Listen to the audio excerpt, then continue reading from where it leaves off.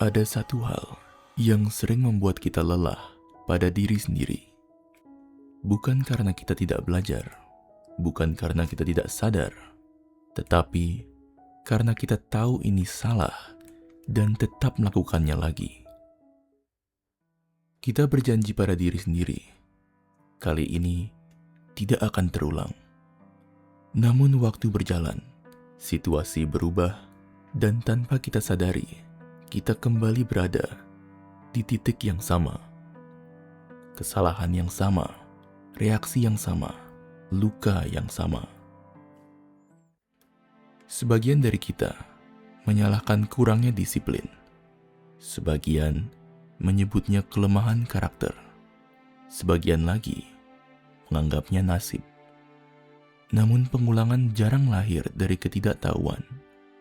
Ia lahir dari sesuatu yang lebih dalam, pola batin yang bekerja di bawah kesadaran. Kita tidak mengulang karena kita bodoh. Kita mengulang karena ada bagian diri yang belum kita pahami.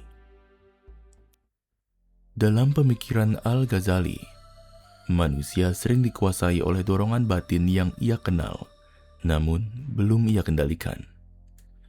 Ia menyebutnya sebagai kecenderungan jiwa yang terus mencari jalan yang terasa aman, meski sebenarnya melukai. Berabad-abad kemudian, para Stoik awal mengamati hal yang serupa, bahwa manusia sering bertindak bukan berdasarkan akal sehatnya, melainkan berdasarkan kebiasaan batin yang telah lama terbentuk. Apa yang berulang bukanlah peristiwanya, melainkan cara kita meresponnya. Setiap pengulangan menyimpan pesan, bukan tentang kesalahan itu sendiri, melainkan tentang kebutuhan batin yang sedang kita coba penuhi. Ada yang mengulang karena takut ditinggalkan, ada yang mengulang karena ingin diakui, ada yang mengulang karena tidak tahu cara lain untuk merasa aman. Dan dalam kebutuhan itu, tidak disadari, kesalahan akan terus menemukan bentuk baru untuk kembali. Perubahan jarang dimulai dari niat yang lebih keras. Ia dimulai dari perhatian yang lebih jujur. Bukan dengan bertanya, bagaimana caranya berhenti?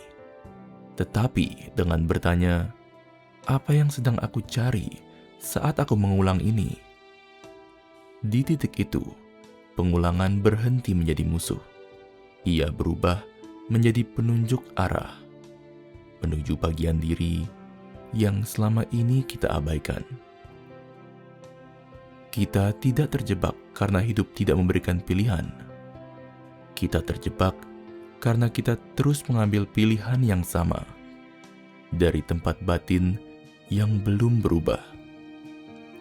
Dan selama tempat itu tidak kita kenali, kesalahan tidak akan pergi. Ia hanya akan menunggu hingga kita cukup lelah untuk akhirnya melihat ke dalam. Setiap zaman memiliki pertanyaannya sendiri, namun sebagian jawabannya telah ditinggalkan oleh mereka yang datang sebelum kita. Inilah Modern Relic, tempat masa lalu dan masa kini saling berbicara.